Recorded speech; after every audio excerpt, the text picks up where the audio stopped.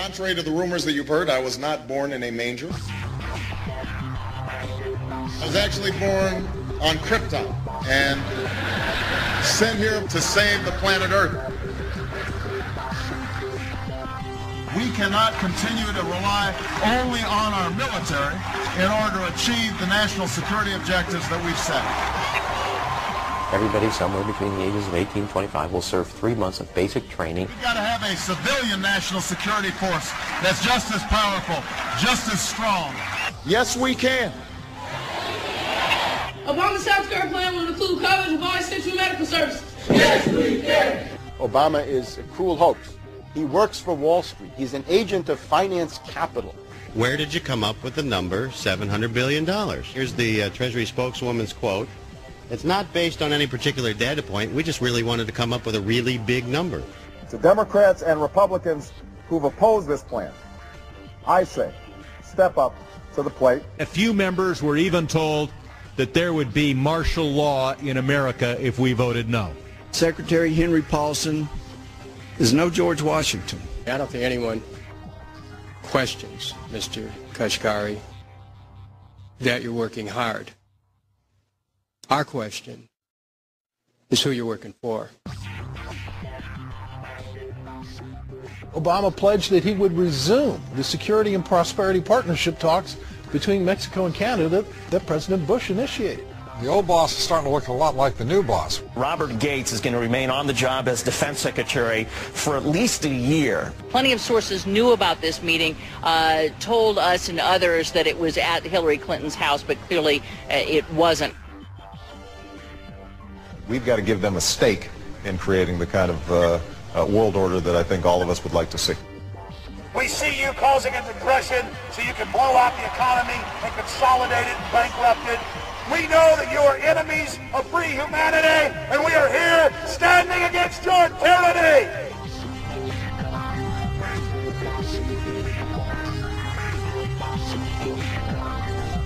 The Obama deception. The truth strikes back.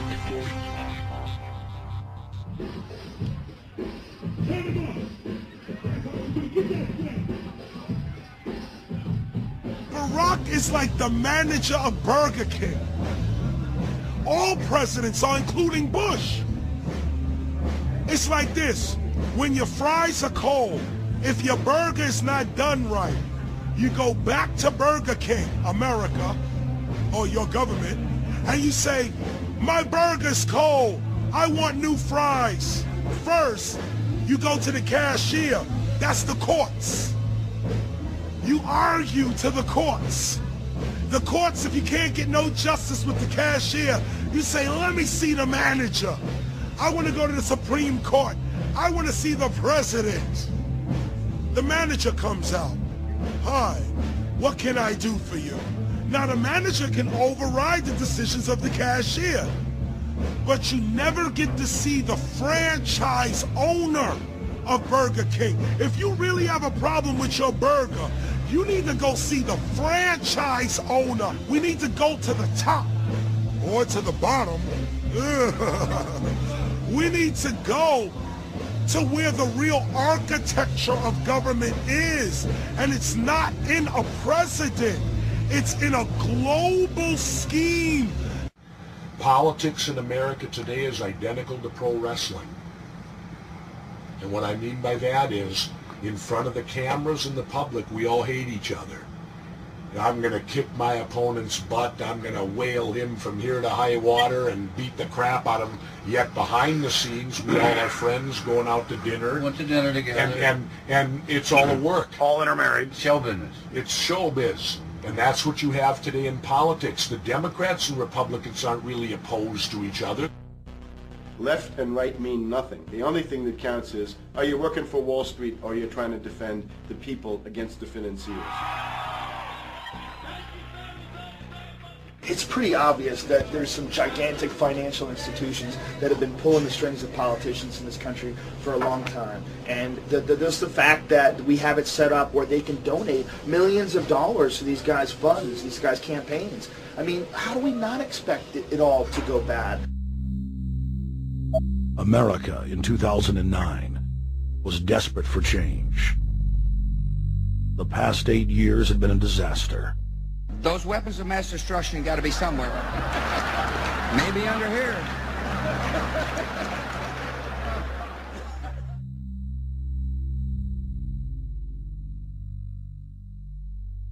George W. Bush, who had claimed to be a conservative, had tripled the size of the federal government, shredded the Constitution, and destroyed the image of the United States worldwide. Nope, no weapons over there. Endless wars, over 1 million dead Iraqis, and more than 5,000 dead U.S. troops. The Patriot Act, warrantless domestic wiretapping and spying, the end of posse comitatus, the rise of the treasonous North American Union, a deepening recession sliding towards total economic collapse. These factors and other abuses had the American people in a state of panic for their future and the very existence of the United States. The elite were in trouble. The people were beginning to see through their facade, past their front man, and to the ruling elite behind the throne. For the first time in U.S. history, both parties were universally hated. Congress had a 9% approval rating. The globalist agenda had stalled. And then, onto the scene came a man who promised change. Change we could all believe in. Barack H. Obama promised to end the war and bring our troops home fast. He pledged to uphold the Constitution and to stop the federal government from spying on the American people. Candidate Obama told American workers that he was going to get them out of NAFTA and GATT, and he's already breaking those promises. In this film, we will prove that Obama says one thing and does another, and that he works for the very same elite interests that Bush served, the very interest engineering the financial collapse and formation of a dictatorial world government. This film is not about left or right. It is nonpartisan.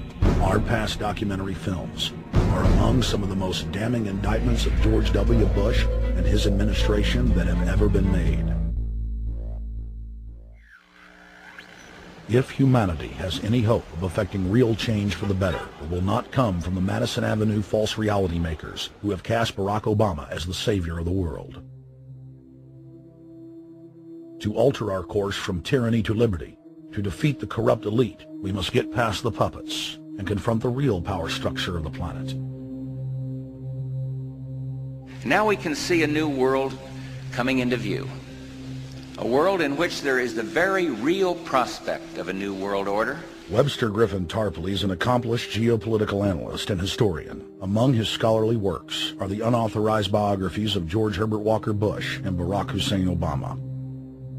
Since Bush the elder made his speech at the United Nations back in September of 1990 talking about the New World Order, I think I've become confused about what's actually going on in the world.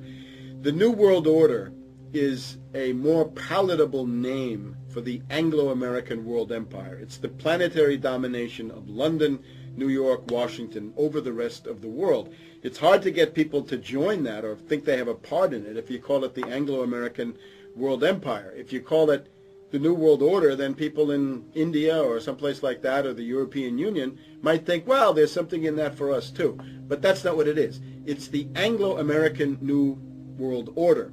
It's really the old world order. It's the British Empire morphing into the American Empire. The U.S.-British world empire is what you're going to get. Combines of powerful men have always battled with each other over the levers of power.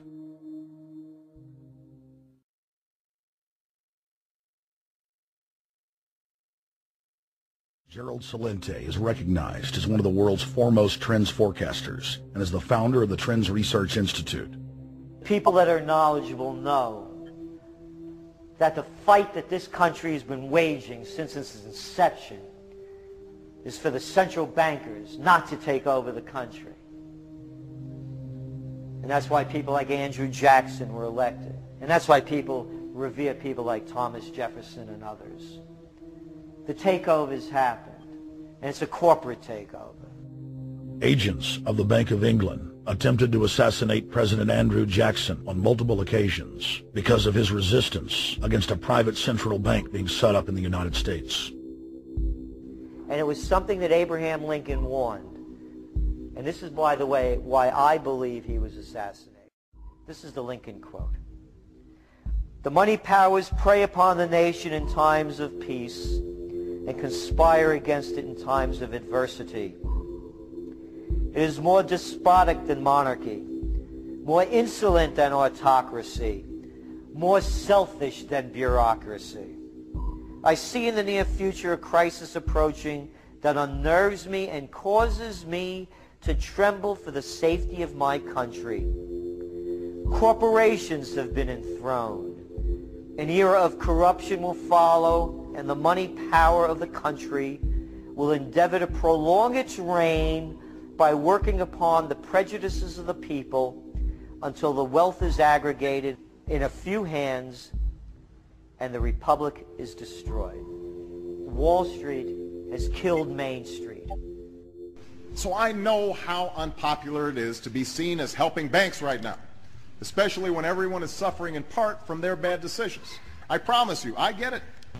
Up until about the Kennedy assassination and the beginning of the war in Vietnam, the United States is a very powerful engine for world progress. It's the assassinations, the Kennedy assassination, and the others in the 1960s, the beginning of the Vietnam War, and the beginning of the absolute domination of the Wall Street group over every other interest. Nobody else counts except the Wall Street money masters. That has now made the United States into no longer a force for progress, but something very different, often a force for destruction in the world. The military-industrial complex has taken over the country along with the Wall Street gang. If you look also at the people that Obama has put on his appointments list, it's all Wall Street. It's government of Wall Street, by Wall Street, and for Wall Street. There's nobody from heavy industry. There's nobody from the auto sector, nobody from Silicon Valley, nobody from big oil, nobody from defense, no labor, no women, no retirees, no small business, nothing. It's pure Wall Street. The only people who have a voice in Obama's councils are Wall Street finance oligarchs. That's all there is. Nobody else counts for anything under Obama. It's the most extreme Wall Street administration we've ever had. Before his death, President Woodrow Wilson apologized to the public, regretting that he had been deceived by a group of international bankers, and the country's financial system had fallen into their iron grip via the Federal Reserve Act of 1913. Whether sought or unsought by the military-industrial complex, the potential for the disastrous rise of misplaced power exists and will persist. Dwight D. Eisenhower, he warned the people that the military-industrial complex was taking over the country. Only 3 years after leaving office, President Eisenhower's prophetic warning concerning the threat posed to our system of government by the military-industrial complex came to pass. President John F. Kennedy had enraged the entire elite network. Now, Kennedy was brought in as somebody who was expected to be a puppet. It was thought that his pro-Nazi father, Joseph P. Kennedy, the bootlegger, the speculator, would guarantee that Kennedy would be obedient to the establishment. They thought that Kennedy was a sex maniac who could be manipulated through all of this, but it turned out that through his personal suffering, Kennedy had discovered a personal sense of himself which went beyond just being a puppet, and he began to think about things like economic recovery, world peace, having a space program, making deals with the Soviets, cutting the Federal Reserve down to size, and a whole series of other things. Executive Order number 11110, signed by President Kennedy, began the process of abolishing the private Federal Reserve. Kennedy was also pushing for real civil rights reform and had begun the process of pulling the troops out of Vietnam. The last time you had an actual president was Kennedy. The oligarchs took swift and decisive action. When John Kennedy attempted to take the government back from the robber barons, he was brutally murdered. The message to future U.S. presidents and leaders across the world was clear: do as you're told or die. John Fitzgerald Kennedy was the last true president of the United States. And until the globalists are removed from power, we will never have another real one. The other thing about the American presidency you've got to remember is that this is a puppet post. It's automatically going to be a puppet post. The idea that Obama is somebody who's going to come in and exercise real authority when he's obviously been chosen and given everything that he's got by these financiers. Presidents are now little more than corporate pitchmen who take all the political heat, while the controllers remain in the shadows, safe from public scrutiny. Hip-hop icon KRS-One is not just known for selling millions of albums. He has led a tireless crusade against youth violence and has been a strong voice for human rights. If they controlled it before, what makes you think they're not controlling it now? The country was on the verge of revolution. They threw a black man up. Now we like this. They give him the money, they give him the bundling, they give him vote fraud, they give him the media whores, they give him goons, they even have elected officials making threats to put people in jail if they criticize Obama in public. All of this is the mark of a puppet.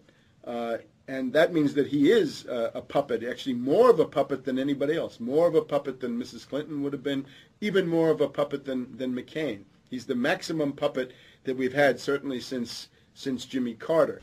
They put a black face on the New World Order, and now we all happy. KRS ain't buying it. In the real executive power structure, the president serves the military-industrial complex. It's self-owned by the international bankers. If there's a revolution, the population just throws out the prime minister or president. The elite stays in power because the public is never aware of who the real enemy is. In Evian, France in 1991, standing before the Bilderberg Group, the apex of the world government power structure, David Rockefeller defined the New World Order as a system of world government serving the international banking elite. For decades, the banker-owned media would attack anyone who dared to warn the public that a dictatorial world government was being constructed right under their nose, and that national sovereignty was being deliberately destroyed. And now, after years of denial, the media and the elite themselves are proudly announcing that not only is world government real, but is the answer to the financial crisis that they carefully engineered. Suddenly, the Wall Street Journal tells us that the North American Union is here, and that getting rid of the dollar for a common currency with Canada and Mexico is good.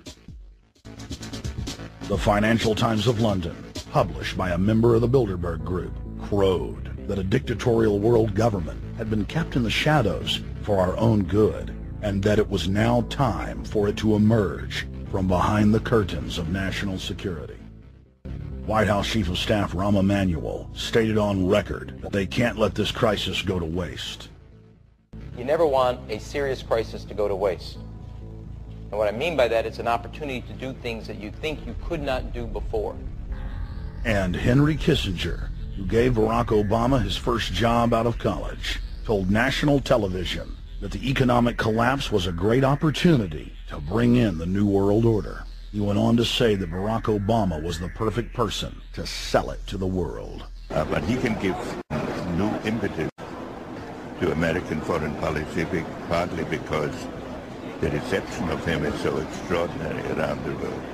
I think his task will be to develop an overall strategy for America in this period when really a new world order can be created. It's a great opportunity. It isn't just a crisis. In June of 2006, our team traveled to Ottawa, Canada, to gather intelligence on the shadow government's agenda for the coming years. I think that's the Queen. Investigative journalist and best-selling author Daniel Estulin had been tracking the Bilderberg Group for more than 16 years. His moles inside Bilderberg informed him that the elite were planning to first run the price of gas up to $150 a barrel, unimaginable in 2006. He also reported that after suckering the middle class back into the stock market, the group was going to implode the subprime mortgage market and destroy public confidence. Well, one of the things that we're getting from this morning and this afternoon's conference, this morning conference was about the energy crisis, the price of oil. The afternoon conference, which started about 4 o'clock, 4:30, we were talking about one of the American delegates, I wasn't told who exactly it was talking about the the concern that the American citizens have had with the housing prices going down, so they're not investing that money. So what they needed to do is they needed to create the illusion that everything is going well. So what they're going to do over the next year and a half, is to bring the market back up to 1998, 1999 levels. They're going to get all the suckers to invest whatever little money they have left over, and that's when they're going to make the economy bottom drop out. They need to destroy the economy because as we're running out of oil, when people don't travel, at least that's what they're saying, when people don't travel, when people don't have money, they don't travel, they don't spend any money, which means you don't waste a lot of oil and natural gas. That's the afternoon. So how does this source, I mean, just ballpark, I mean, so you have the sources of... Well, actually, the true people who are members of the Bilderberg Club. It's actual members. They're members of the Bilderberg Club who for years and years and years have been going and participating in all the conversations. They've always been dead on, always. And last year they said the oil prices are going to go up to 150. At the time it was 39, it went up to 76, basically doubled. If it doubles again, it's going to be back to where these people say. They attack Iran, and will it not? Year after year, Estelin and other reporters like Jim Tucker are able to report on future events with stunning accuracy, all because they know the agenda of the Bilderberg Group. The Bilderberg Group sits at the top of the world power structure. 125 of the richest and most influential individuals on the globe make up its membership. From Istanbul, Turkey to Chantilly, Virginia, we have tracked the elusive Bilderberg Group. Bilderberg always insists on a media blackout. By June of 2008, we had already figured out that Barack Obama was the elite's puppet of choice. The national media claimed that during the weekend the Bilderberg Group was scheduled to meet, that Obama had speaking engagements set for Chicago and the Midwest. We knew better. In a classic bait-and-switch, the Obama campaign told the press corps to get on Obama's campaign plane, and that Obama would join them on the flight to Chicago. Campaign staff then slammed the doors shut. The fawning press had been shanghaied as Obama's campaign aircraft lifted off without Obama. Robert, why were we not told about this meeting and that the senator wouldn't be on our flight until the doors were shut and we were about to taxi to take off? Again, we had a desire, Senator Obama had a desire to do some meetings. Others had a desire to meet with him tonight in a private way, and that's what we're doing. We set up these meetings. They're being done tonight. Again, Is there more than one meeting? Is there more than one person with whom? I'm not going to get into all the details of the meetings. I don't know that I've got a ton more different answers for all of your questions. Obama wasn't going to Chicago. He had a meeting to attend, a secret meeting. Initially, it was believed that the secret meeting took place at Clinton's Washington, D.C. home. Obama's spokesman denied that, but won't confirm where the former rivals met. He also declined to comment on their topics of discussion.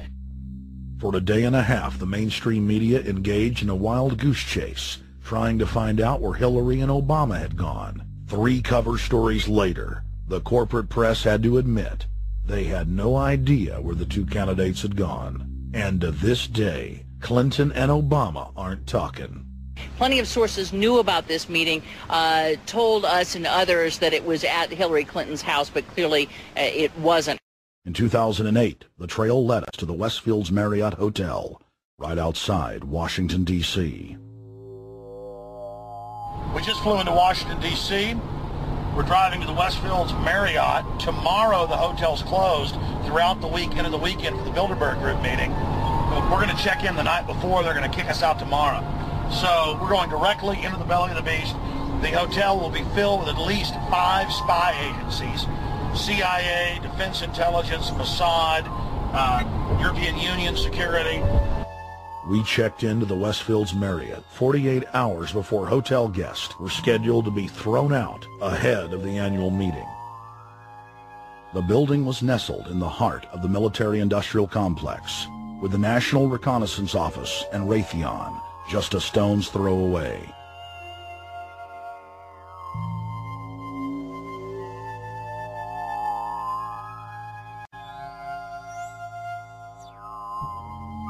The plan tonight is to try to not get arrested, dodge the security, get in there, get some footage of the elite arriving in the morning, because some arrive before they officially lock it down, and then getting out of the building.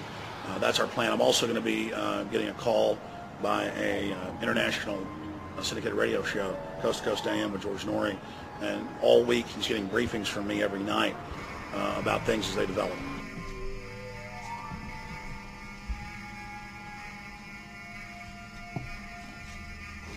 George, we're sitting here in the room. As the phone rings with your producer, Tom Danheiser, to put me on, the fire alarm goes off. So everybody is exiting the building. I know this is a setup. They timed it exactly when this happened. Open the door. I want them to hear the fire alarm. Open the door. I want people to hear this live to the 16 million people listening.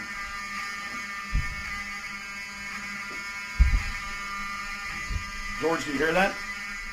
Now, they're going to use this as an excuse. The Westfields Marriott, right outside D.C. in Chantilly, they want to use this to flush us out of here. They're very upset. Everybody that covers Bilderberg, I was detained 2 years ago, interrogated, screamed at. They said Bilderberg was upset about me, wanted to stop us.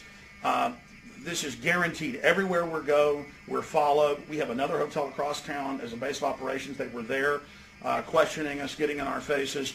We're being followed everywhere. I need everybody's support right now. I pray to God they don't try to set me up. They may have tried to concoct this as some way to say, look, they didn't leave during a fire drill, assessing me knowing I would stay and do the interview. But again, the moment the phone rang with Tom Danheiser, the moment the phone rang, the guys answered it, I'm standing there, the alarm goes off.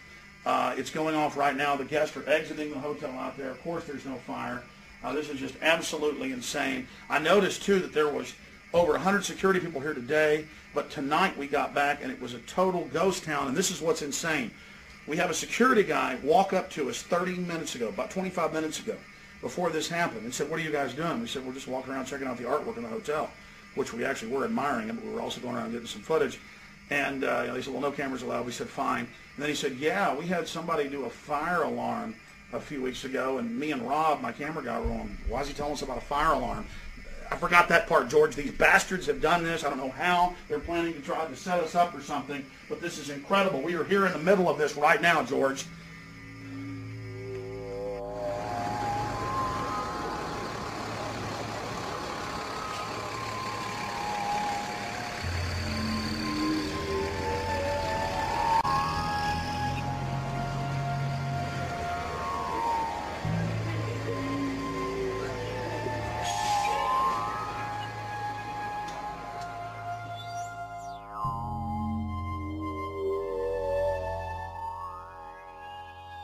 Stay there. Keep it locked.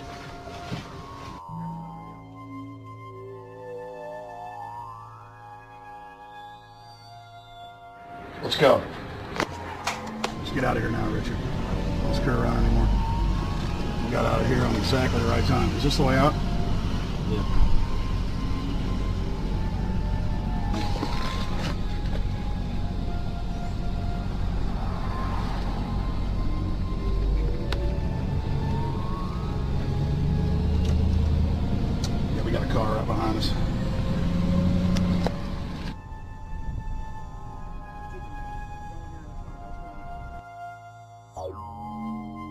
About, what, 5 turns and 6 turns, the same car's following us. Now he looks like he's following us into a... He came out of Bilderberg, he came out of the Westfield. A little bit subtle, but... Not too. So there he is. That's him over there in the blue green car. Yeah.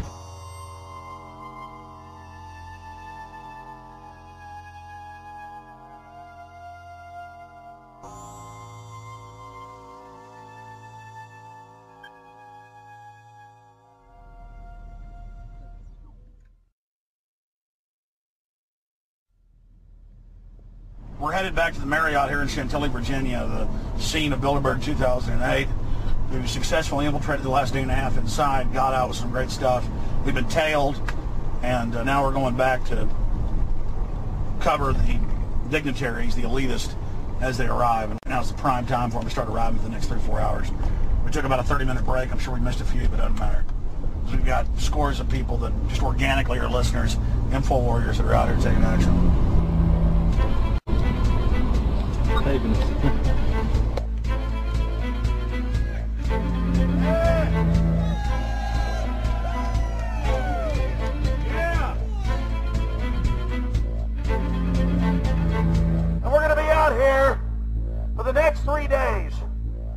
you try to chart the future of our destiny. We're taking our destiny back. You're not our gods or our masters.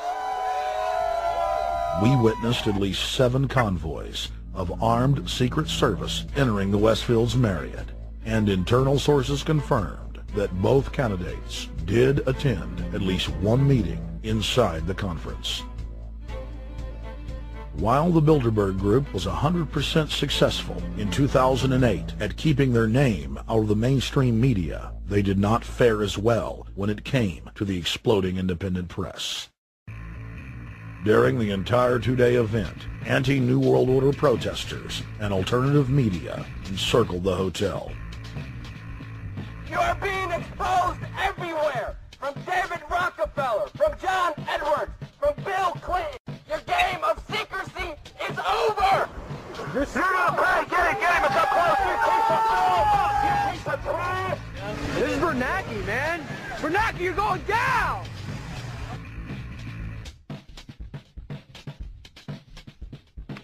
Obama, we know you're here, Obama. You cleared your schedule for the next 3 days. We know you're in Virginia. Arch criminals! New World Order scum! We are not your slave scum! Brave Americans came from all over the United States and bullhorned the main conference hall at close range as the global power brokers schemed inside. You are criminals! You control the central bank, you control the currency, and you're turning our beautiful country and world into a nightmare! The global elite are desperate to keep their organizational meetings a secret. They are keenly aware that if the population discovers that policy is being developed covertly by powerful special interest, the people will revolt.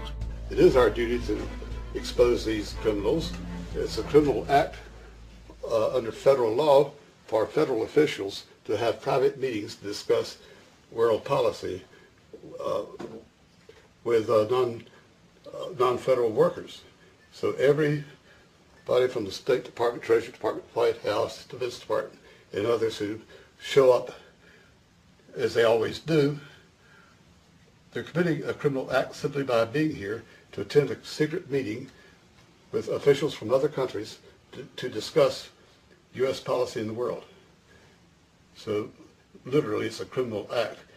And every newspaper, every broadcaster has a patriotic duty to expose these scum and the evil they project. The election primaries served as a great diversion, while the true future course of the nation was being set behind closed doors.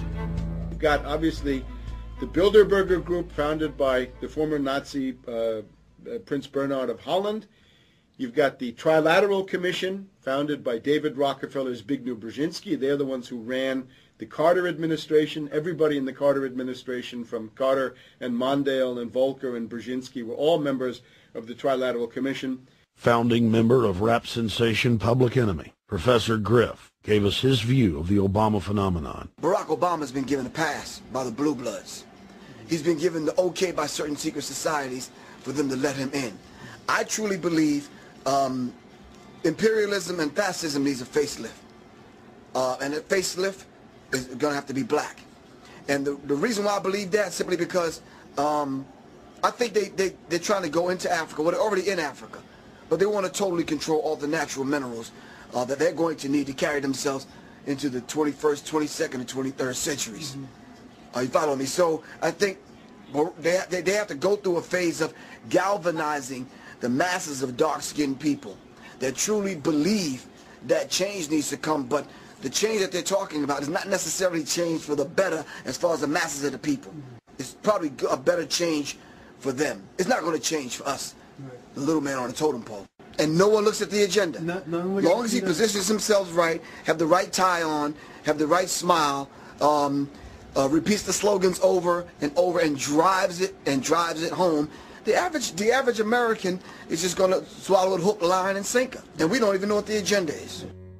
Writing in his 1964 book, With No Apologies, Senator Barry Goldwater said, "The Trilateral Commission is intended to be the vehicle for multinational consolidation of the commercial and banking interest by seizing control of the political government of the United States. The Trilateral Commission represents a skillful, coordinated effort to seize control and consolidate the four centers of power: political, monetary, intellectual, and ecclesiastical. What the Trilateral Commission intends is to create a worldwide economic power superior to the political governments of the nation-states involved. As managers and creators of the system, they will rule the future. Bilderberg issues executive decisions and prime directives to its subdirectorates for implementation. The Trilateral Commission takes the Bilderberg Group agenda and executes it through regional roundtable groups throughout Europe, Asia, and the Americas. The Council on Foreign Relations serves as the managing roundtable group in the United States sector. The Council on Foreign Relations has dominated every administration since the days of FDR. The way in which they make policy and rule is that they are a polycentric oligarchical system. You have to be a finance oligarch. Remember, this is not a society ruled by generals, not by priests, not by bureaucrats, not by demagogues, none of those, but by bankers. Bankers rule, and the bankers set up these institutions. They set up things modeled on the Royal Institute for International Affairs, Chatham House, and the Milner Round Table of the period right after the Boer War, so even before World War I. You had the British setting up these round tables, institutes with publications and conferences, and this is how they make policy. Upon Obama's inauguration, members of the Bilderberg Group, Trilateral Commission, and CFR flooded into every position of power in the executive branch, replacing Trilateral Commission and CFR members who previously filled the positions during the Bush administration. When you look at the U.S. ruling class, you'd have to say that they're a really pathetic bunch of failures and bunglers. They are a miserable excuse for a ruling class. And that's one of the big problems we have, is you go from Clinton to Bush to Obama. What stays the same is the ruling elite that gives these puppets the orders that they act on. And these orders are wrong-headed, let's say, to say the least. They're basically bankrupt. They're going to lead to the collapse of this civilization. What they're doing is using the existence of the United States as a formerly powerful nation state to act out their Wall Street fantasies of world domination and maintaining their capital structures and maintaining their system of looting. And this can't be done. So the basic question is, they've hijacked our country, and you got to take it back from them. You've got to drive Wall Street out of the government, and at that point, you'd have a reasonable chance of getting back to prosperity and some kind of peace and order in international affairs. We had a chance to speak with economist and author George Humphrey. They have created a power elite, and we're not talking about the millionaire down the street. You can't even be a member of their club unless you're a multi-billionaire.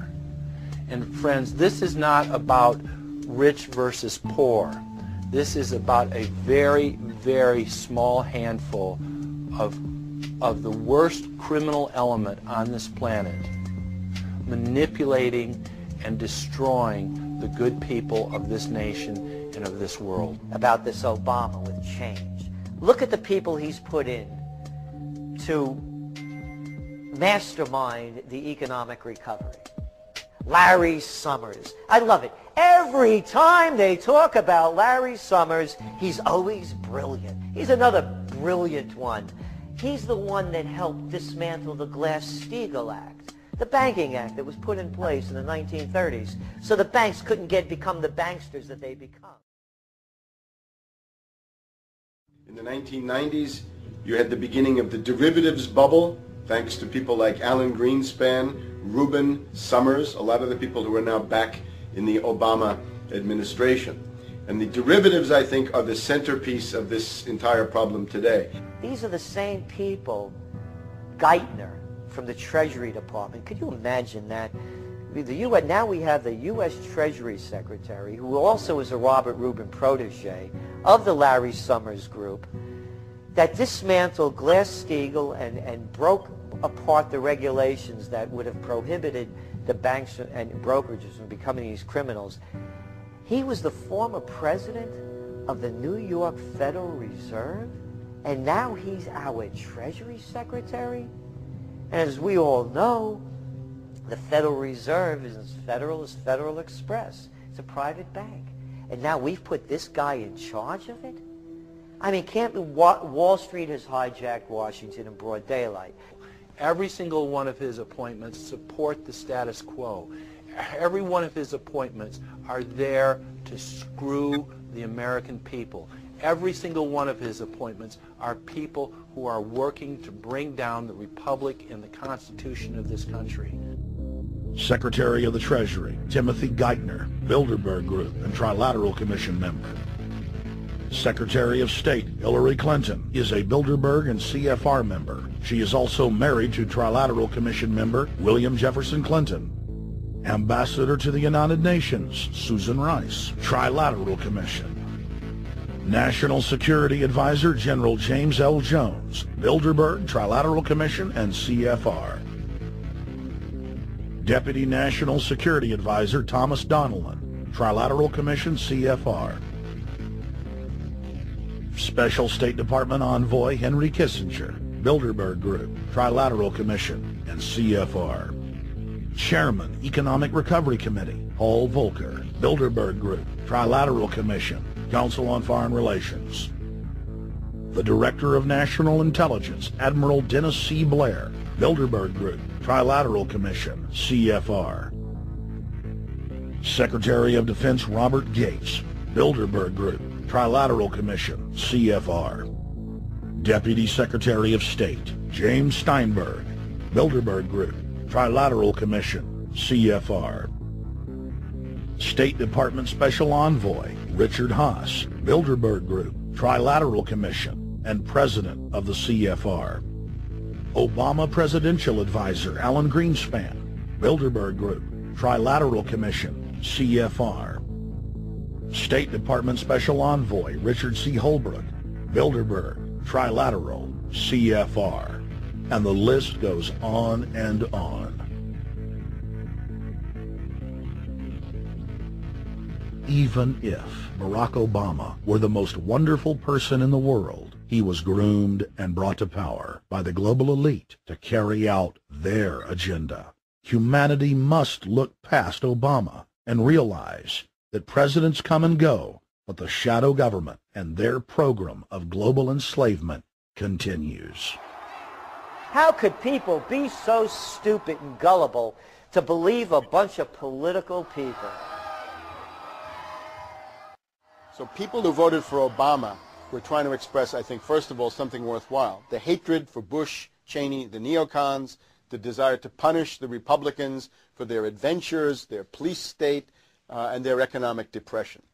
The second question was on the economy. People felt that Bush was selling them down the river into a world depression. He is, of course, the new Herbert Hoover in that regard, so they were trying to get something different from that. The tragedy, of course, is, and this is really why Obama was groomed and prepared over a period of almost 30 years now, that Obama is there to frustrate and to deceive all of those hopes. Obama is a cruel hoax. He's a bogus sham. He's an absolute denial of everything that you'd expect from an American president. It is very disturbing to see well-meaning people falling for high-tech propaganda over and over again. It happened after 9/11. The American people en masse were swept into a mob psychology, irrationally throwing their common sense to the wind and doing whatever the administration told them to. The general public eventually caught on to the fact that George W. Bush was a deceitful thug and that the economy was in free fall. In the midst of it all, Barack Obama was there, speaking out against the abuse of the people at the hands of the establishment. With the election of Barack Obama, the world rejoiced that the United States was no longer in the hands of madmen. But unfortunately for humanity, this was another vicious fraud. I want to like the guy. He speaks gently. He's intelligent. He seems to be a man of peace. He is just as charismatic as they come. But you know what? Is that a tree is really, really measured by the quality of its fruit.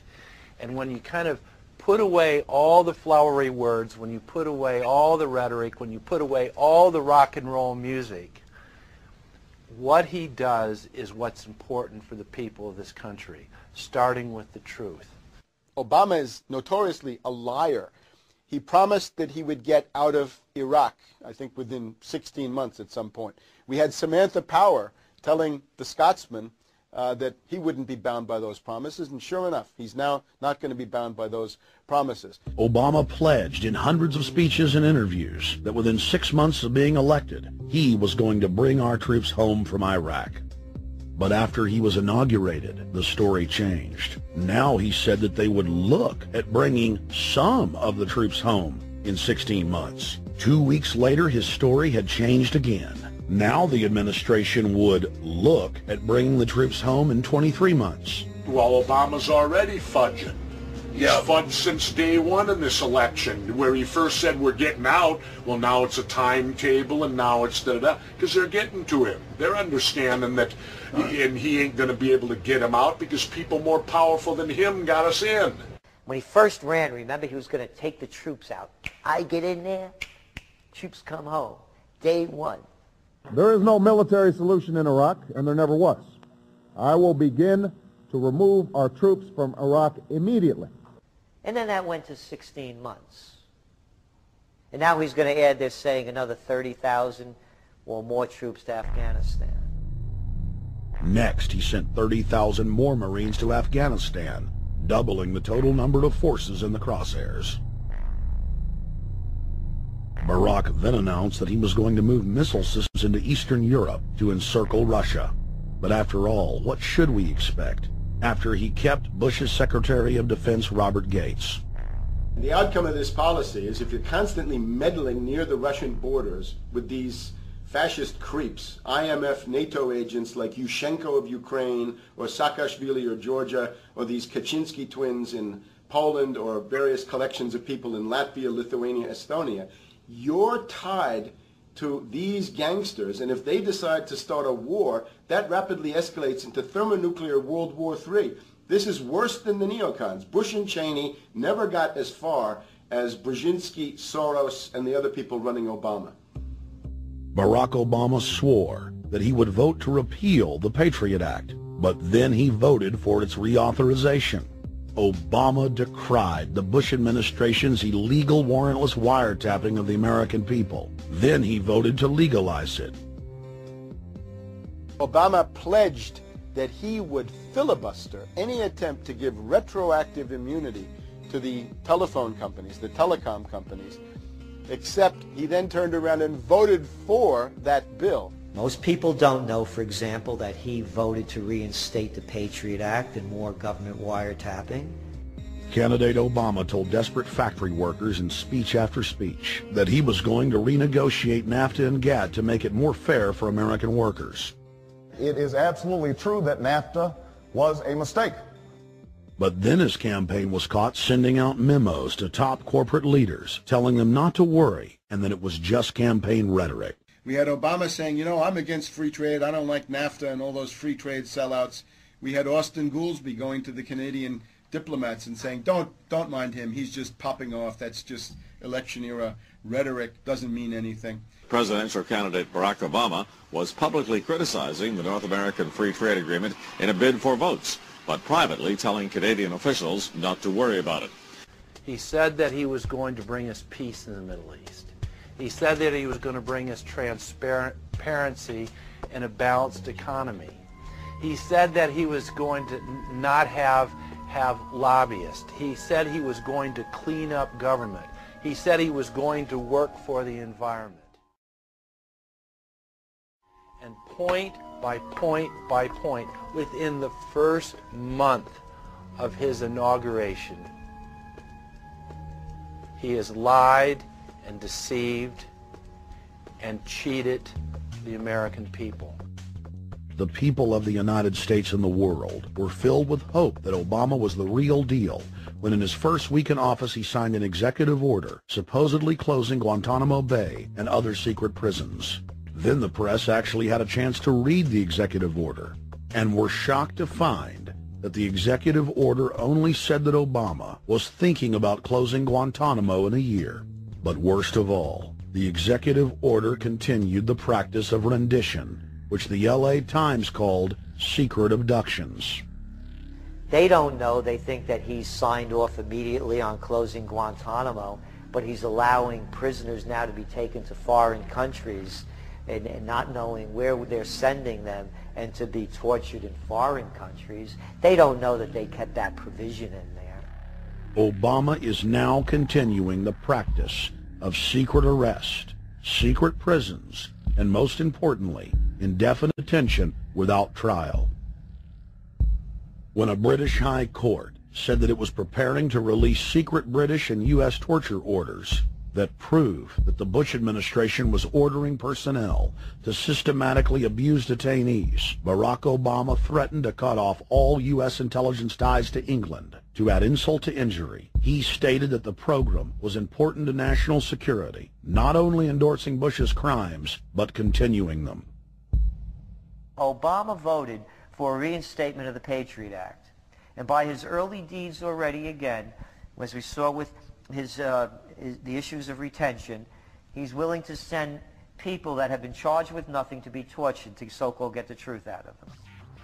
If the makers of this film attempted to cover all of Obama's lies, this documentary would never be released because there are new ones every day. So in the interest of time, we're going to cover one more big one. Barack and his handlers made the cornerstone of his campaign, keeping lobbyists and donors out of his administration.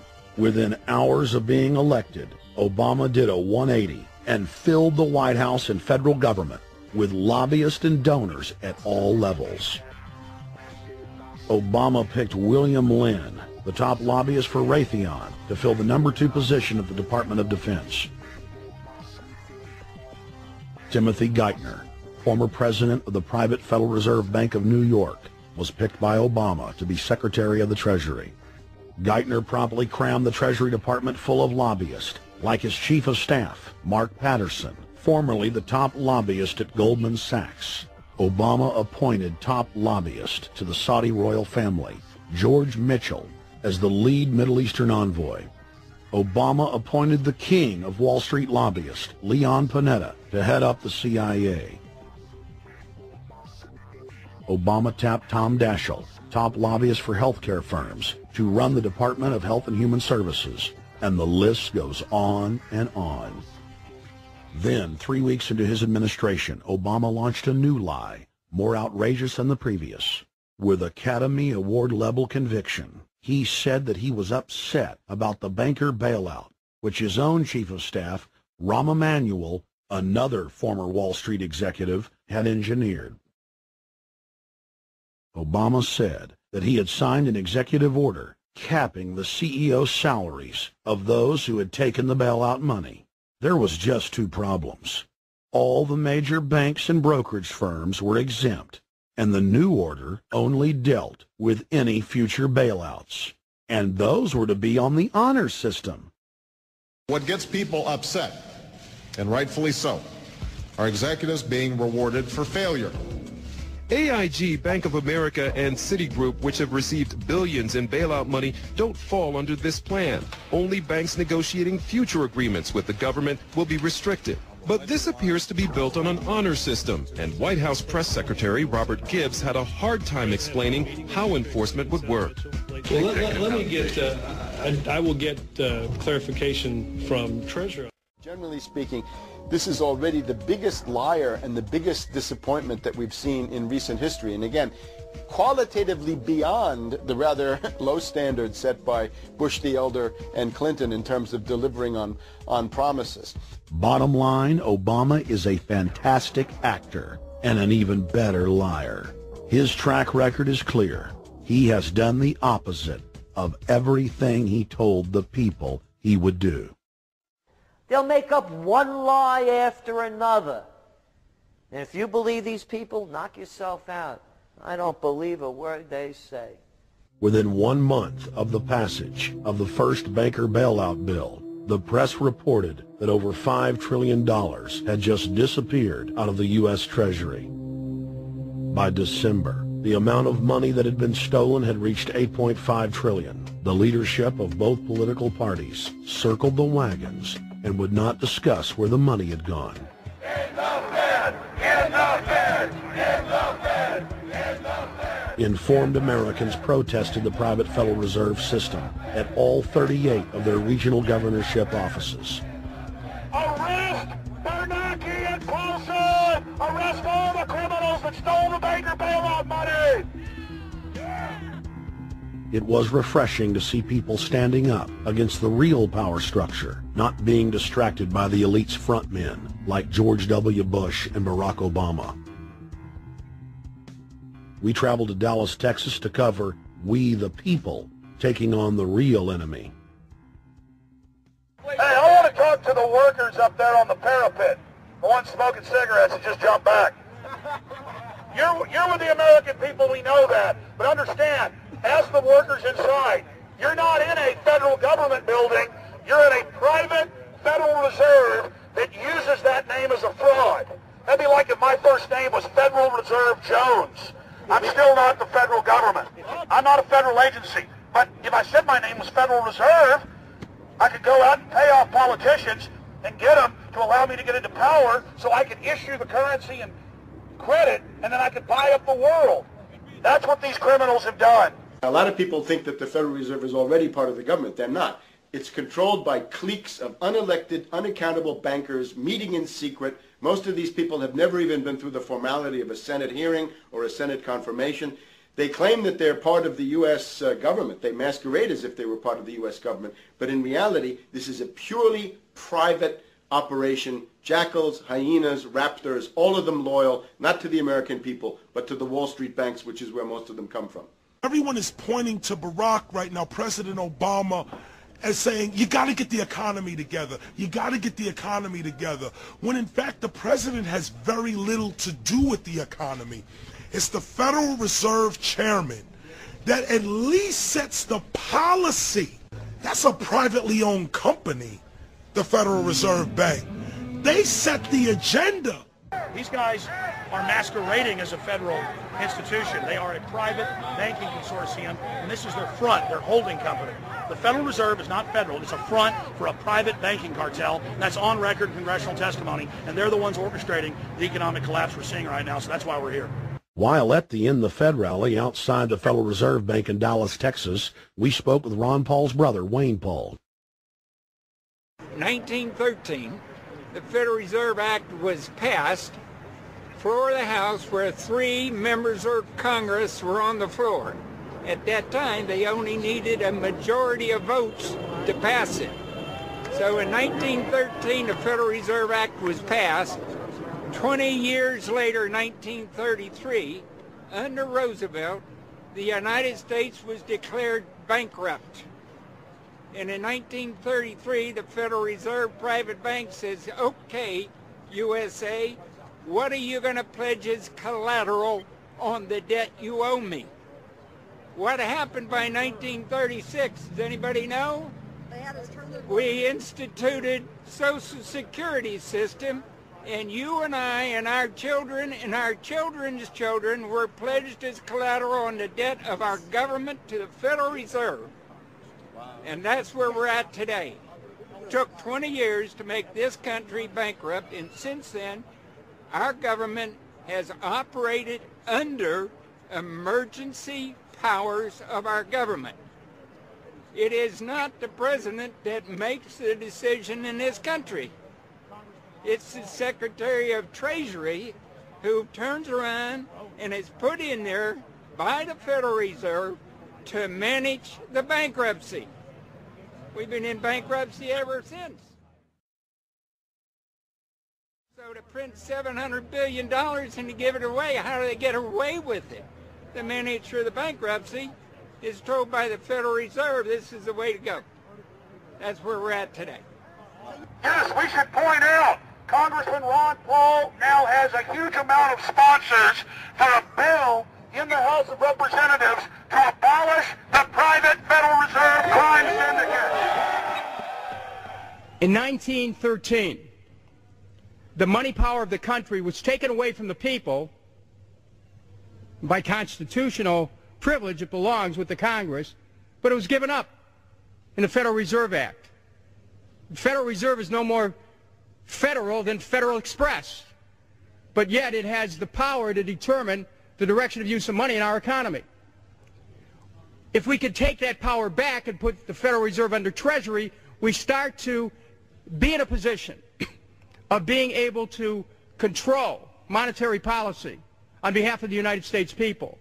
The Federal Reserve is totally private, and Alan Greenspan 2 weeks ago on PBS on Lair NewsHour said on record that they are above the law, the Congress, the President, everyone. No court can do anything. We run America. What is the proper relationship, what should be the proper relationship between a chairman of the Fed and a president of the United States? Well, first of all, the Federal Reserve is an independent agency, and that means basically that there is no other agency of government which can overrule actions that we take. So long as that is in place and there is no evidence that the administration or the Congress or anybody else is requesting that we do things other than what we think is the appropriate thing, then what the relationships are don't frankly matter. Notice what Greenspan is saying. Greenspan is saying the Federal Reserve is beyond the law. And in reality, they are in practice beyond the law. Nobody, as far as I know, has ever audited the Federal Reserve. One of the first things we ought to do when we nationalize the Fed is go in there and find out the audit. Who stole money? Who engaged in corruption? There's a whole series of people going back to Volcker, to Greenspan, to Bernanke, and so forth. Think of the arrogance of a private group of banks that have bankrupted the nation by design so they can repo the country. A private group of banks that loaned us our own money back are telling us they're above the law. You are not above the law, criminals. No one is above the law. No one is above the law, and the private Federal Reserve sure as hell isn't either.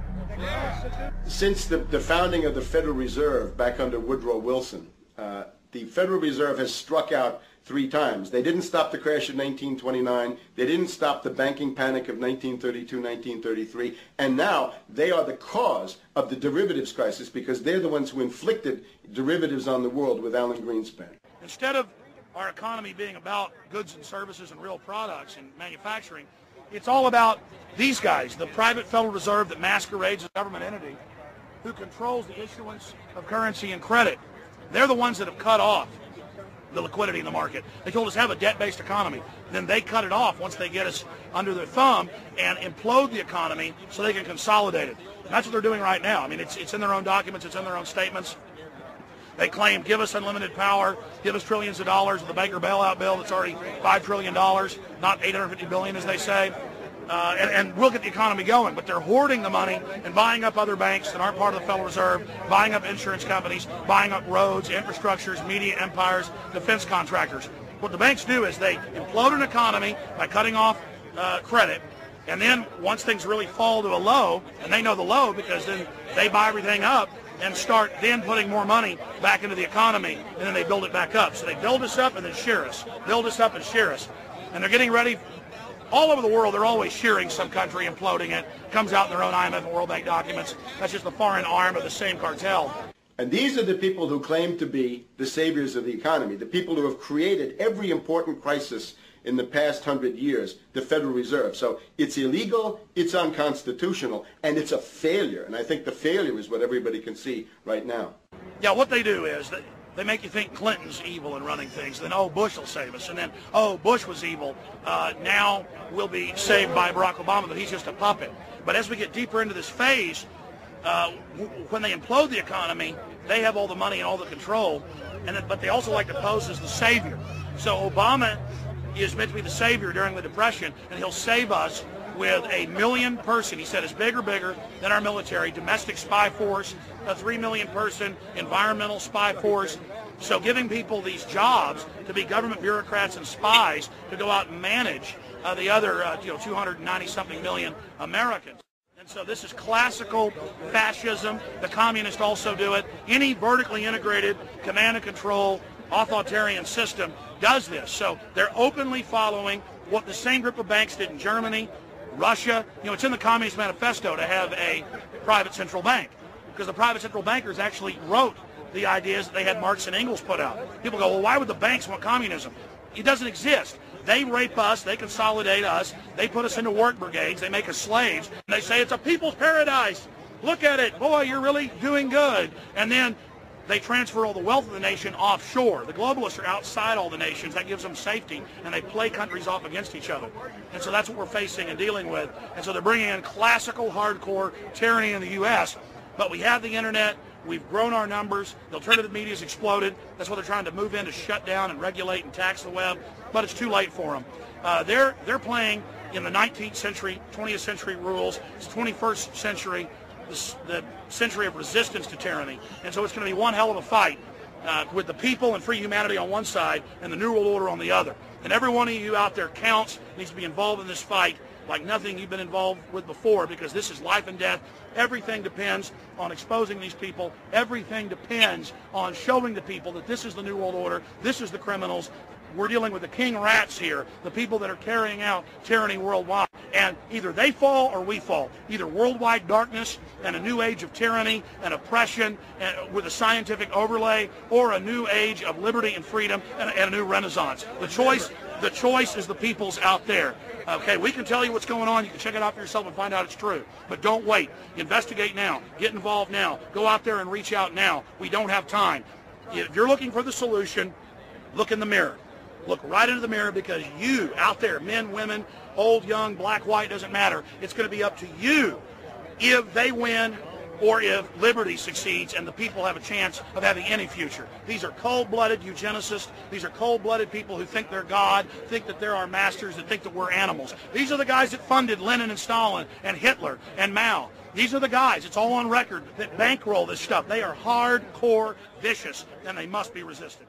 Up until about the Kennedy assassination and the beginning of the war in Vietnam, the United States is a very powerful engine for world progress. It's the assassinations, the Kennedy assassination and the others in the 1960s, the beginning of the Vietnam War, and the beginning of the absolute domination of the Wall Street group over every other interest. Nobody else counts except the Wall Street money masters. That has now made the United States into no longer a force for progress, but something very different, often a force for destruction in the world. That doesn't need to remain that way. The interest of the American people is to fight to take your government back from Wall Street and make the United States a force for progress in the world, which we easily could do if we could just break the power of the people behind Obama. The main banks of Europe, which were started by Adam Weishaupt and Rothschild, the Banque Nationale de Paris, the Bank of England, the Bank of Italy, have all financed the messianic and war leaders of the last 200 years. Napoleon, Lenin, Stalin. They backed Adolf Hitler. They backed Franklin Delano Roosevelt. And they are backing right now Barack Obama. The banking cartel had established a beachhead in 1913 through the Federal Reserve Act. In 1947, they set up a parallel shadow government through the National Security Act. From 47 on, the national security state began the long process of absorbing federal and state bureaucracies, while at the same time undermining the constitutional power of Congress and dominating the executive branch. By controlling the issuance of currency and credit, the private Federal Reserve was able to buy up most of the Fortune 500. And if a company wouldn't sell, the bankers would unleash federal regulators to run them out of business. Private central banks in Europe, the United States, and England took taxpayer money and loaned it at over 30% interest to third world nations. The bankers would then bribe the leaders of those countries not to pay back the loans. Their third world puppets would sign agreements stating that when the country defaulted, the banks would be given all the natural resources and infrastructure of the once sovereign lands. But worst of all, the countries would pledge future taxes paid by the people in perpetuity as profit to the private banks. By the year 2000, there were few nations that had not fallen to the designs of the money power. The globalists were now ready to start their final phase of world government takeover. the destruction of the Western nations' economies. To carry out their final takeover, they first removed banking regulations like the Glass-Steagall Act in the late 1990s. This allowed their front companies to issue unlimited credit to the world and to set up colossal Ponzi schemes, the likes of which the world had never seen. The scams were advertised by the controlled corporate media as completely legitimate. Because of the fantastic returns, private investors, corporations, state and local governments invested heavily. They had taken the bait, hook, line, and sinker. To destroy confidence, in late 2007, the bankers themselves began to badmouth the scams they had created. Next, the central bankers cut off the tsunami of fiat money that they had been using to pump up the bubble. When Congress and the public refused to write the finance oligarchs a blank check, the bankers began to engage in financial terrorism. They said that the world would go into another Great Depression unless their demands were met, further destroying confidence. The stock market instantly had its biggest one-day loss in history, but even that wasn't enough to force Congress to capitulate to the offshore banks.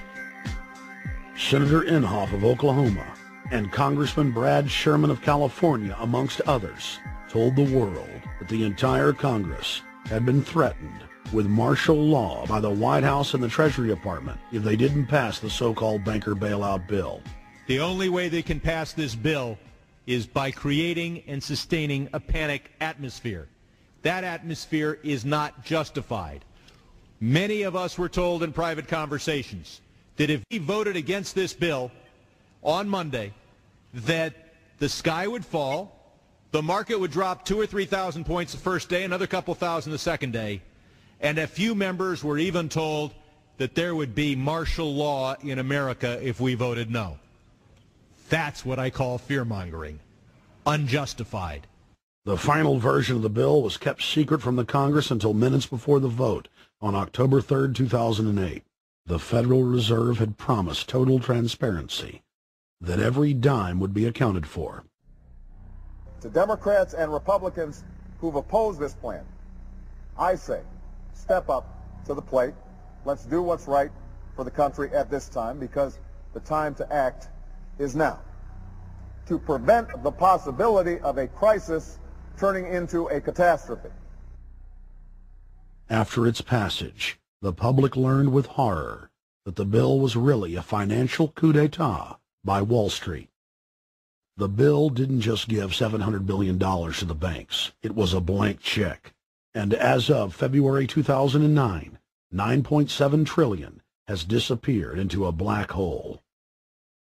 Within 24 hours of its passage, Secretary of Treasury Henry Paulson said they were no longer going to use the money to unfreeze the mortgage market by buying bad debt. We went to Congress. Illiquid assets look like the way to go. As the situation worsened, the facts changed. I will never apologize for changing an approach or strategy when the facts change.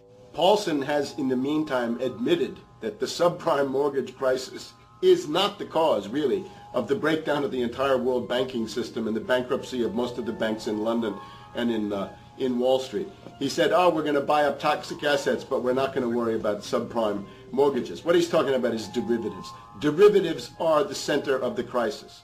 He went on to say that where the money was going was a secret.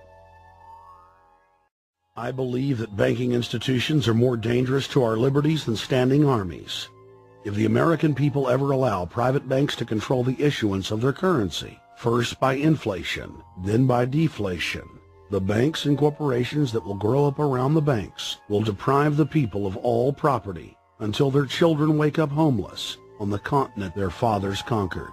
The issuing power should be taken from the banks and restored to the people, to whom it properly belongs. Thomas Jefferson, 3rd President of the United States.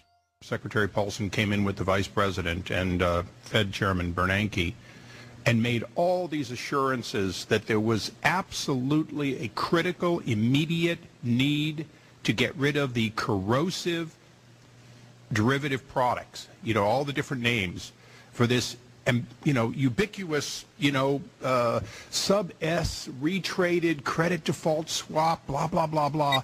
Okay? But they talked about them as though they knew what the hell they were. You got the money and you immediately said, what items, what auction? Now, the Treasury just basically cut that out of the bill. And what we have here is a situation where banks are hoarding the money that they're getting from the TARP. They're using the money to purchase other banks. And all of a sudden, the Treasury sent a signal to the banks, forget about it.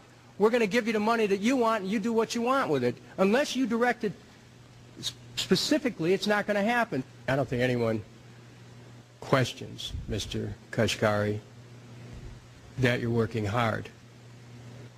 Our question is who you're working for.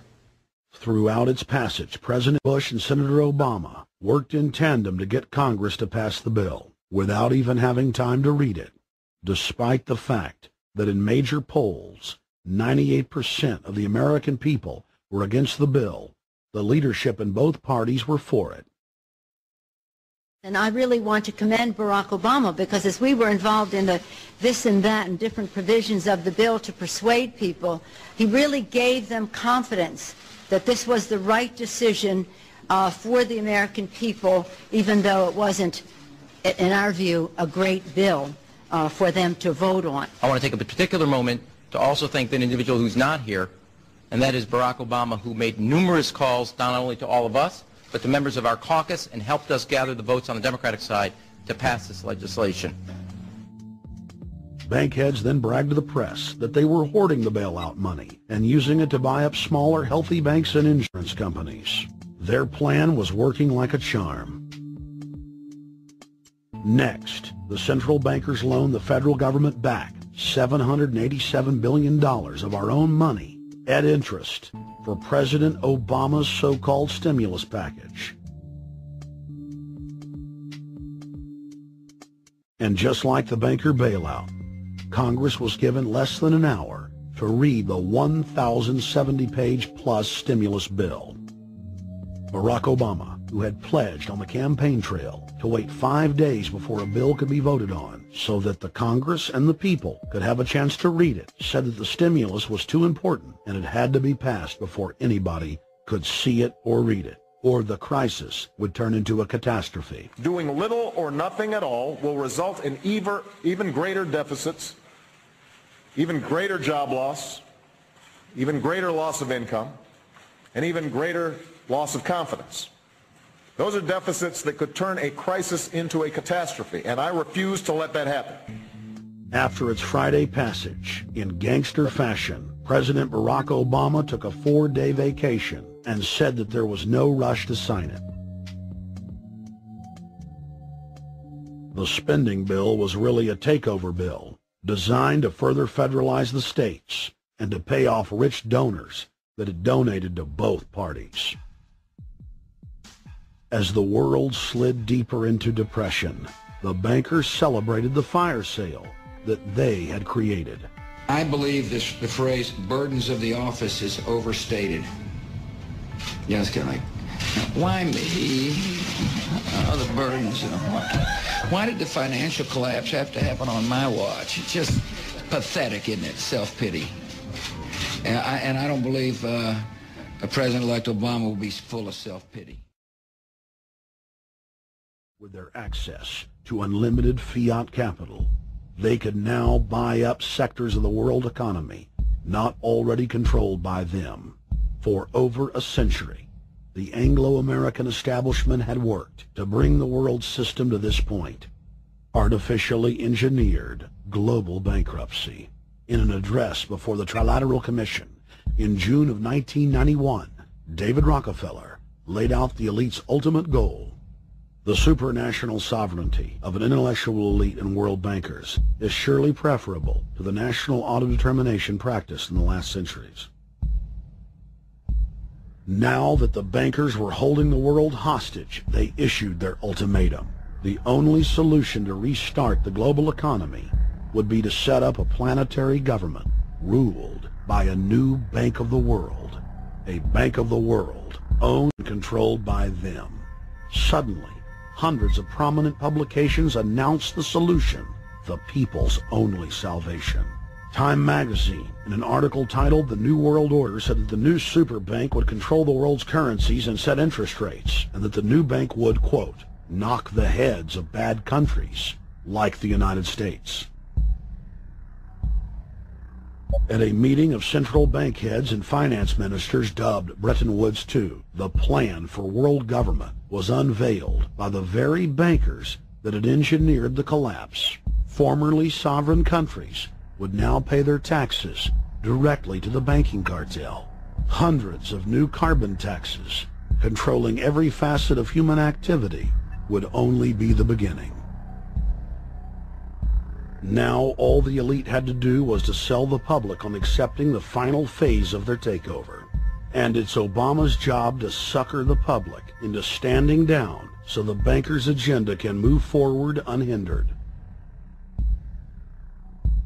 Never before in U.S. history has the media gotten behind a president like they are behind Obama. The press has pulled out all the stops, bestowing a crown of infallibility upon Obama as the savior of the people. The elite are betting everything they've got on Obama's charisma and hoping that he can sell the world on their program of tyranny. Yes, there have been differences between America and Europe. No doubt there will be differences in the future. But the burdens of global citizenship continue to bind us together. A change of leadership in Washington will not lift this burden. In this new century, Americans and Europeans alike will be required to do more, not less. Partnership and cooperation among nations is not a choice. It is the only way. We've got to give them a stake in creating the kind of world order that I think all of us would like to see. In truth, Obama is not simply continuing George W. Bush's policies. He is radically expanding them. I thank President Bush for his service to our nation. This film has documented the painful fact that Barack Obama's agenda is the complete opposite of what he has claimed it to be. Now we will reveal what Barack Obama and his controllers' true agenda is. Number 1. Bring the United States under the complete regulatory control of a private offshore superbank known as the Bank of the World. More than 100 new taxes are now being developed under the umbrella of curbing greenhouse gases. The new taxes will be paid directly to the private bank consortium. At the producer level, taxes will be paid on farm animals' flatulence. At the consumer level, there will be carbon taxes on all forms of meat, beef, poultry, pork, and fish. All cars will be fitted with satellite tracking boxes that will tax driving by the mile. And an added tax will be placed on all fossil fuels, including motor oil and natural gas. All plastic products will have a carbon tax added. Outdoor space heaters and fireplaces are to be taxed. All electricity produced by coal-powered plants will be taxed. Under the cap-and-trade system, citizens will be forced to pay taxes on thousands of products to private cap-and-trade services owned by Al Gore and other elitists. There will be taxes on light bulbs, water, trash pickup, air travel, train travel, bus, ship, medicine, steel production, mining, clothing, laundry, asphalt are just a few of the new taxes to be levied. But to truly transform our economy, to protect our security and save our planet from the ravages of climate change, we need to ultimately make clean, renewable energy the profitable kind of energy. So I ask this Congress to send me legislation that places a market-based cap on carbon pollution and drives the production of more renewable energy in America. That's what we need. The notion of anthropogenic global warming is a fraud. In other words, the idea that the planet is getting warmer and that human activity is somehow responsible is a pseudo-scientific fraud. It's a big lie. It's a monstrosity. Remember the Nazis, they had race science, race hygiene. They said Aryan blood is different from any other kind of blood. This was, of course, idiocy, a fantastic piece of nonsense. Today, we got something similar. Global warming caused by human activity. And the answer to that is carbon tax plus cap and trade, according to the wishes of Al Gore, Prince Charles, and basically the entire world banking community, the world oligarchy. What they're trying to do with that is to perpetuate the current system where bankers rule the world, financiers rule the world, and the rest of us get the crumbs from the table. But remember, if you try to put on cap and trade and a global warming carbon tax with the idea that you're going to save the polar bears, what you're going to do is destroy human society. You're going to cause genocide on a massive scale. The deaths will be measured in the hundreds of millions and indeed in the billions. Just the idea of global warming means that there'll be no development for Africa, no development for the poorer parts of Southeast Asia, and no world economic recovery of any kind ever in our entire lifetime. So it's important to expose and fight the pseudoscientific fraud of global warming. One more point about this. You don't need a climatologist to know that this stuff is a fraud. I'm a historian.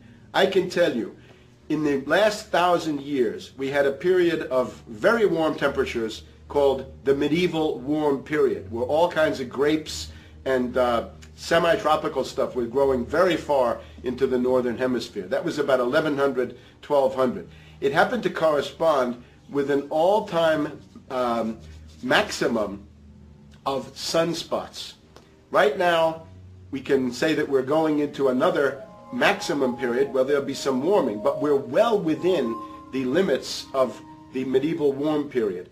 About 1600 to 1650 was an ice age in northern Europe. The North Sea was filled with ice. The German and Dutch ports and the English ports were filled with ice. That corresponds to an all-time minimum of sunspot activity, the Spörer minimum and the Maunder minimum. So this has largely got to do with solar activity. We can see that other planets, not just the Earth, are warming slightly as a result of increased solar activity. But we're well within the minimum. So what the oligarchs claim to be an open and shut scientific case is a piece of pseudo-scientific nonsense, and it should be rejected. Number 2, the social engineers are fully aware that the Obama craze will wear off quickly, so they are racing to put in place the most oppressive police state control grid in human history. 20,000 battle-hardened regular Army troops are now being deployed to patrol the streets of the United States. FEMA is now building giant camps in every region of the country, and the Congress has introduced bills like the National Emergency Centers Act, H.R. 645, which merges local governments and the police under federal control. And as we all know that have watched these things, they're ready for the riots. With these detention centers that are being opened up around the country, with state police training for riot control in the event of economic calamity and food riots, they know what's going on and they're prepared for it. So people better also prepare for it themselves. Anyone that's not prepared for what's going to happen, they deserve what they get, because there's enough information out there pointing to the problems, and they should take all precautionary actions. Next, Obama ordered the Defense Department to issue DoD Directive 1404.10, establishing a 1 million-person civilian army under his control. Simultaneously, Obama launched usaservice.org. The new website deceptively masquerades as a federal agency, but in reality is a recruiting tool building a separate, completely private army outside of government that takes orders directly from Obama's controllers. Barack Obama has refused to rescind Presidential Decision Directive 51, signed by George W. Bush. The directive plainly states the president is a dictator and that Congress is ceremonial. We cannot continue to rely only on our military in order to achieve the national security objectives that we've set. We've got to have a civilian national security force that's just as powerful, just as strong, just as well funded. President Obama and his Chief of Staff, Rahm Emanuel, have repeatedly stated on the record that all Americans below the age of 64 will be forcibly conscripted into federal service. Citizenship is not an entitlement program. It comes with responsibilities. Everybody somewhere between the ages of 18 and 25 will serve 3 months of basic training and understanding in a kind of civil defense. Now, it doesn't always have to be service in uniform. One of the things that if you talk to our generals, they are desperate for is a civilian counterpart to our military forces. So is this compulsory then? Well, you have to, in a sense, it's required of everybody, 18 to 25, 3 months, and at some point at that point you do it. Obviously, I'm not going to say perfect legislation. We'll work that process through. You can do it during a college summer, or you can do it after high school. If you have a demagogue with a fanatical mass movement of personality cultists who is imposing the program of a group of extreme bankers and finance oligarchs, that's fascism. Obama's transition site, change.gov, proclaimed that middle school and high school students will be forced to serve the federal government. Fascism is gutter up, streets up, hooligans, thugs, fervently idealistic students, swarming adolescents, just the kind of thing you see around Obama. The way you get a population to enslave itself when the police and the army are no longer enough to do that. So I think that's if you're a left liberal, it's time to open your eyes to that. All young Americans between the ages of 18 and 24 will be conscripted into a paramilitary domestic security force. If Obama has his way, adults and seniors will also be forced into other forms of service for the betterment of the homeland. Number 3, disarming the American people.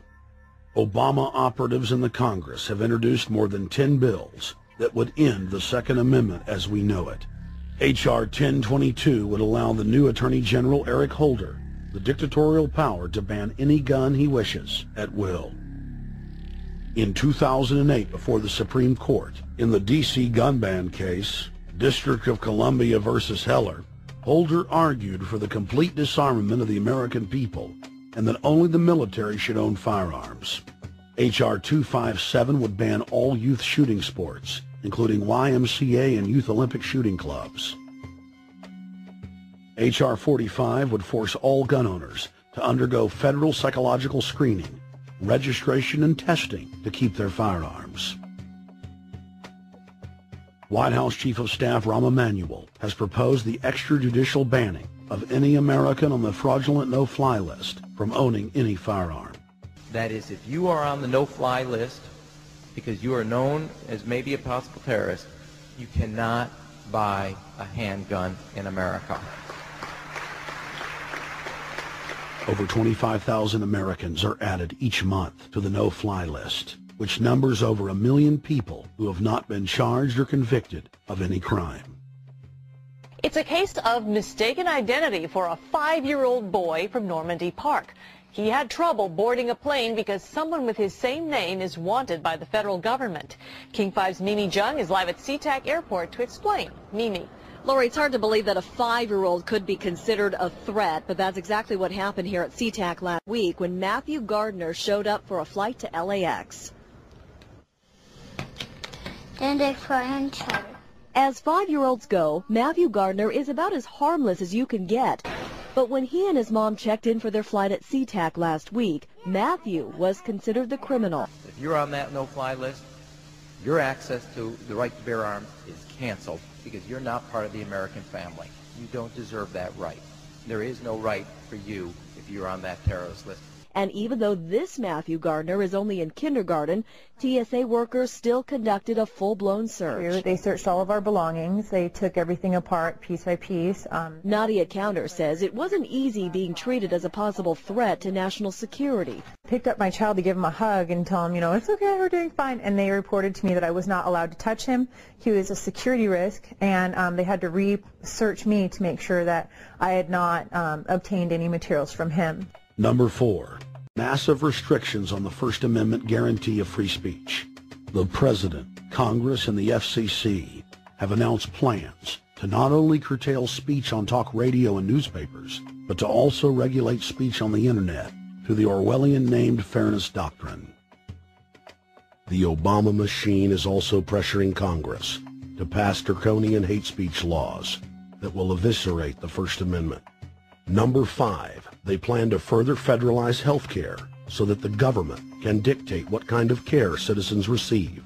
Modeled after the British system, this includes rationing care and restricting what procedures the handicapped and elderly are eligible for. Number 6, Obama is already pushing to expand the Department of Defense budget and to station more U.S. troops overseas to encircle Russia, China, Iran, as well as setting up bases in Africa under the pretext of humanitarian aid, and dominate and occupy Africa through AFRICOM.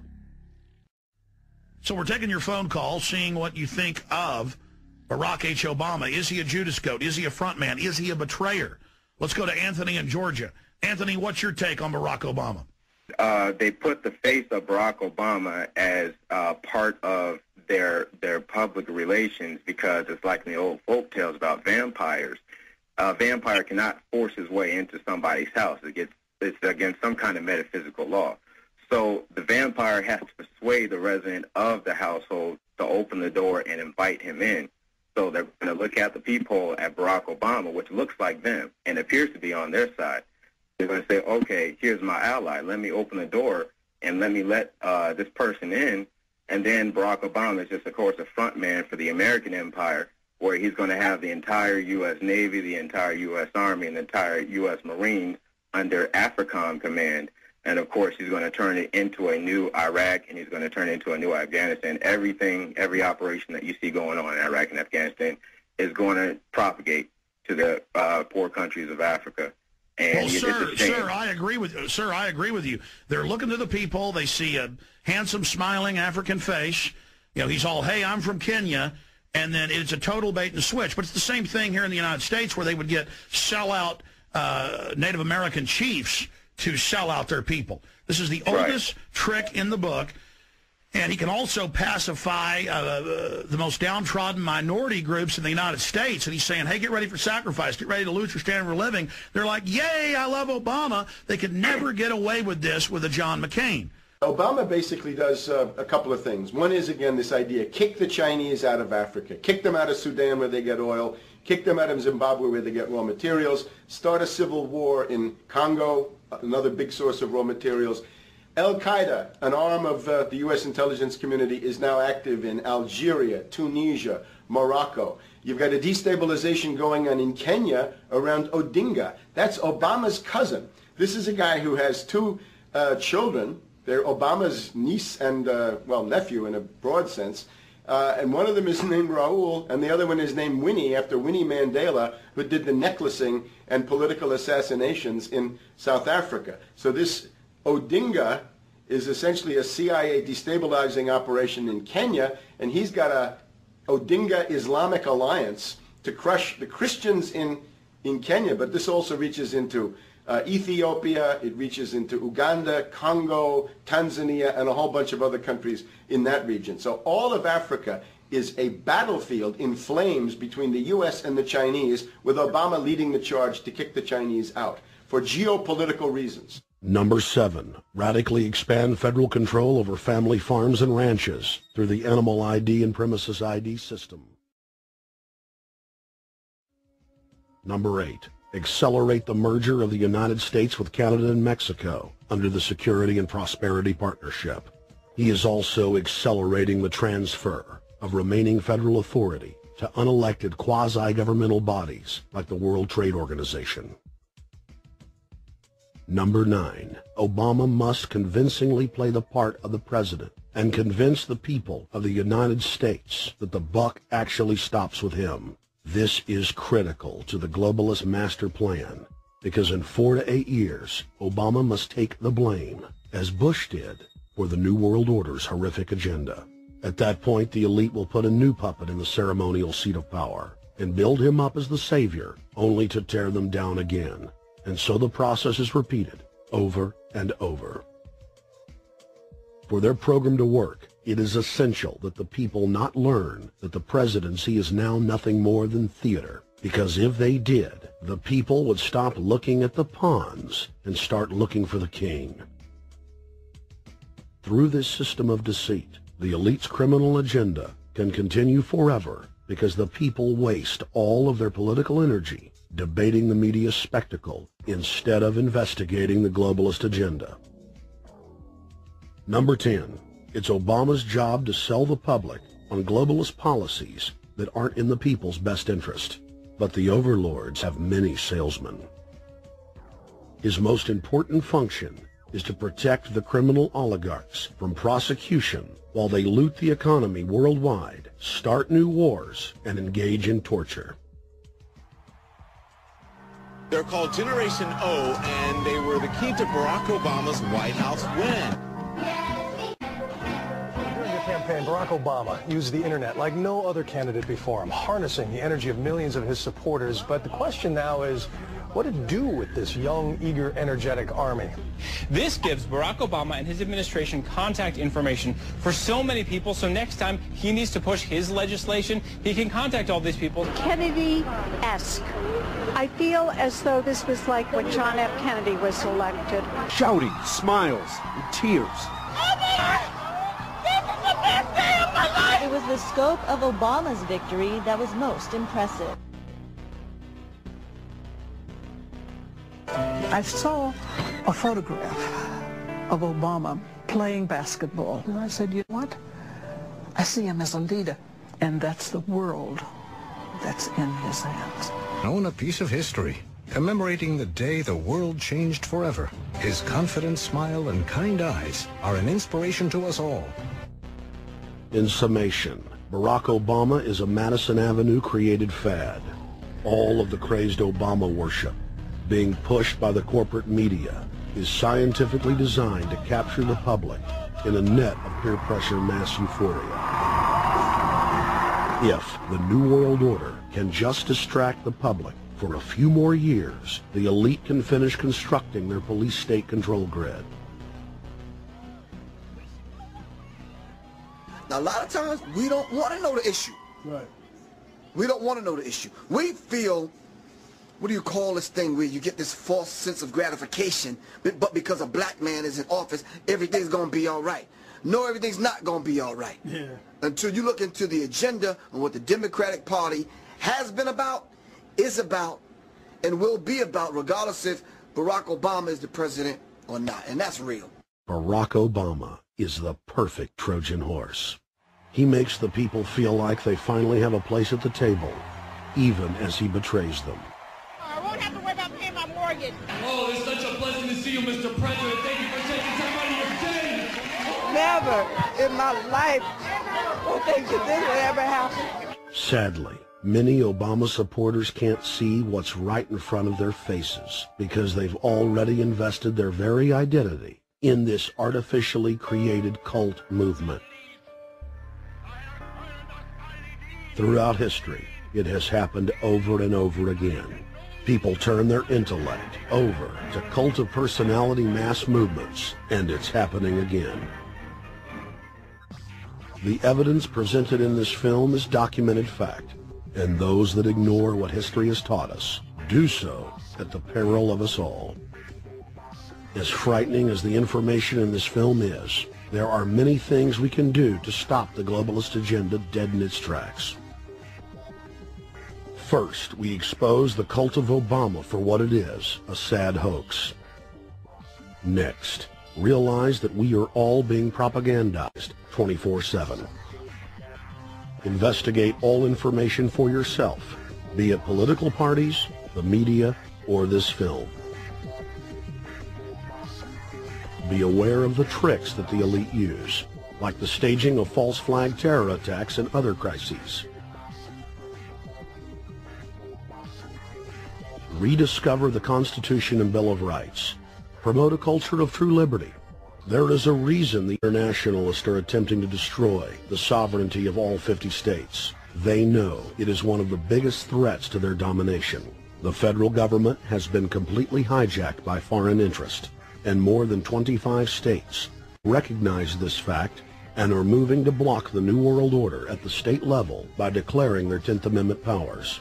But most important of all, there is a huge awakening taking place in the United States and across the world against the globalist agenda.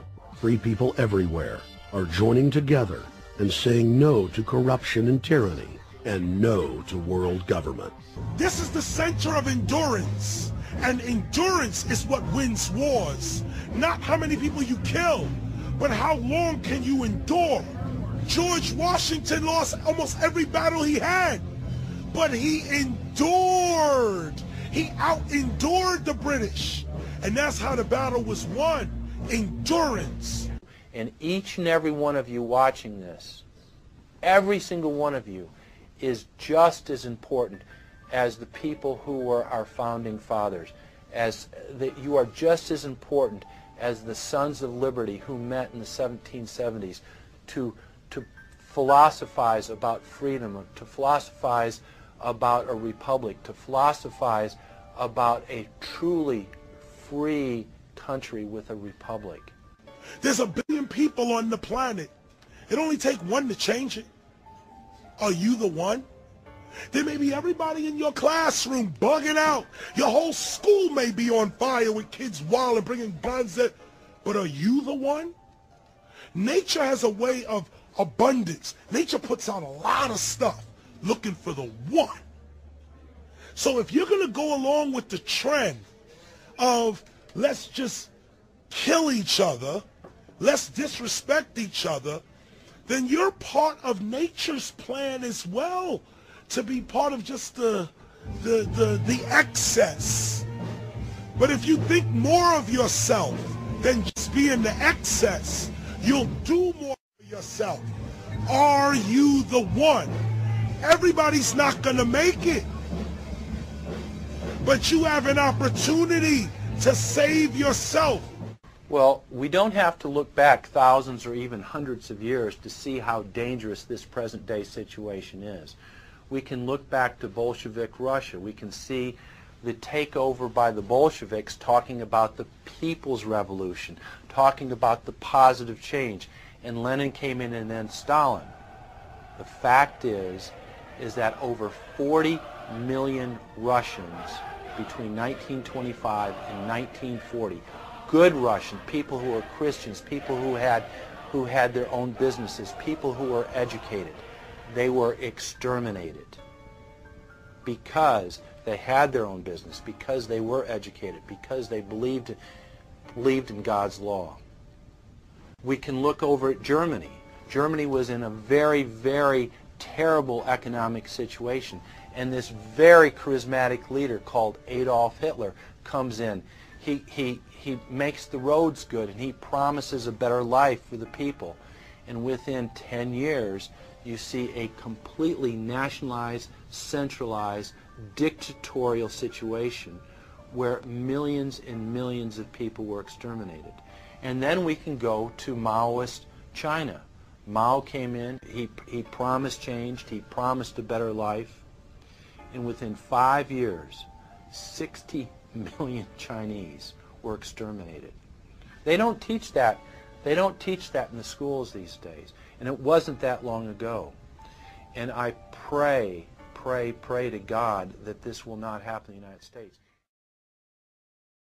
And the way it won't happen is if you and your friends and all of us together take action to say no. This country is too precious. It's too wonderful. It's too good of a place to lay down as a victim. Greatness could arise once we break the shackles of the government that's holding us back. One thing America has more than any other country is an entrepreneurial spirit. One thing we have more than any other country is the ability to be innovators. You know, if I was born in Italy, I wouldn't be the trend forecaster I am today because I would have been locked into a culture of thinking one way. We have that freedom of expression and freedom of thought that could free us to create greatness again if Big Brother doesn't come down on us harder. Humankind is at a historic crossroads. The forces of globalism are marching towards absolute despotism. Look in the mirror, count the cost, and decide, are you going to let history repeat itself? Or will you stand tall with freedom lovers everywhere and stop the completion of a world dictatorship?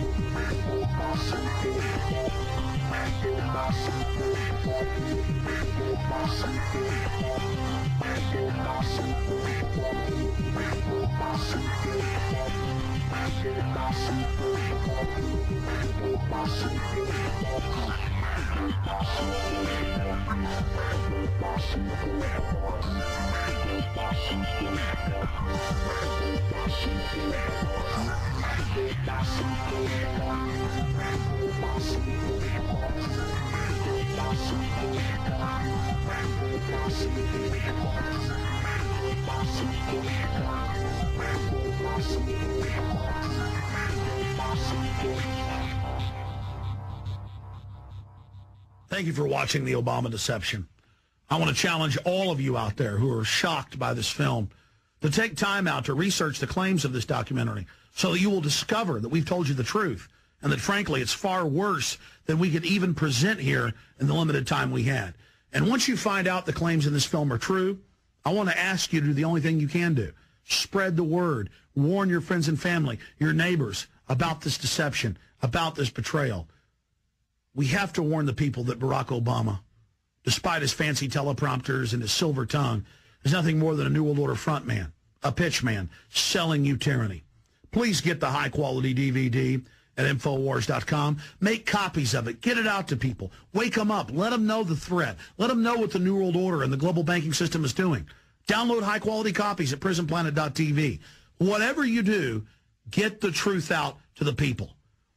Because as Thomas Jefferson said, all that evil men and tyrants need to flourish is that good men and women do nothing. So we cannot stand here idle while this treason is taking place, while this betrayal is unfolding. Thank you so much for watching the Obama Deception.